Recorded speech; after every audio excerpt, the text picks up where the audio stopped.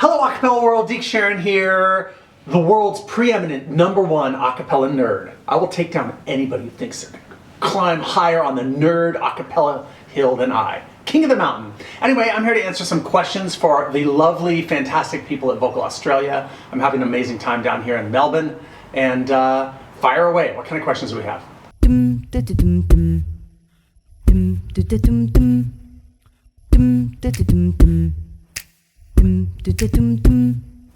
Tell me something good, honey. So I think the key to maintenance, the key to getting people to continue these groups and getting more people to join them is just quality. And there are two different kinds of quality. One is to make sure that the groups that exist are good enough that people want to be a part of them. Like, ooh, they were awesome. Like that group sang well, and I saw them at this farmer's market. I saw them performing in the quad. I saw them at the assembly, the school assembly, when all the freshmen showed up. And then other people want to be a part of it. You know, part of the thing that I felt when I started the Contemporary Acapella Society of America is I was like, I have lightning in a bottle with this new style, this new sound. If people only knew about it, they would love it.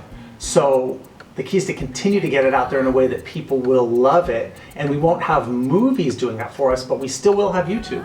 We won't necessarily have a television show, but we'll have tons of streams in Spotify, and Pentatonics is still out there, and all of these groups that have been launched are still out there working. They're still singing every single day for people online, and they've got these huge concert tours going on, and this is happening all the way around the world as well. So that kind of maintaining quality is really important. And then the other piece of it is we've got to make sure that it continues to be fun for people.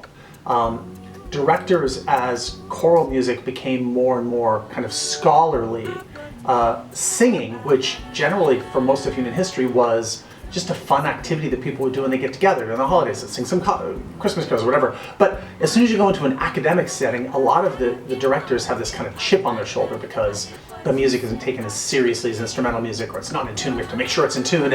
And when you think about your typical choral director, at least when I was growing up, they were kind of mean, and they would demand silence and have the baton and tell people the way they need to do it. If contemporary acapella goes in that direction, we're gonna be in for some rough sledding, because people do this because they like it. The good news is the directors that are coming out of the college acapella world, the people who sang in these various ensembles that are starting these groups, that are putting together the pop choirs and the after school groups, and also the people who are doing professional groups, they're doing it because they love it. They're not doing it because there's a huge amount of money in it. They're not doing it because they're compelled to for any other reason than desire. So their love of it should be infectious. And if we can continue to provide great educational resources and materials, good organizations and performing opportunities and networks, just like all of the organizations around the world are doing, and Vocal Australia is doing a fantastic job of this, then I think that people will see the opportunity, they'll hear about a friend who's doing it, they'll love doing it, they'll join, and then we'll have another generation. Thanks for tuning in to this week's episode of the Aca-Weekly by Vocal Australia. Be sure to subscribe to our channel to stay up to date.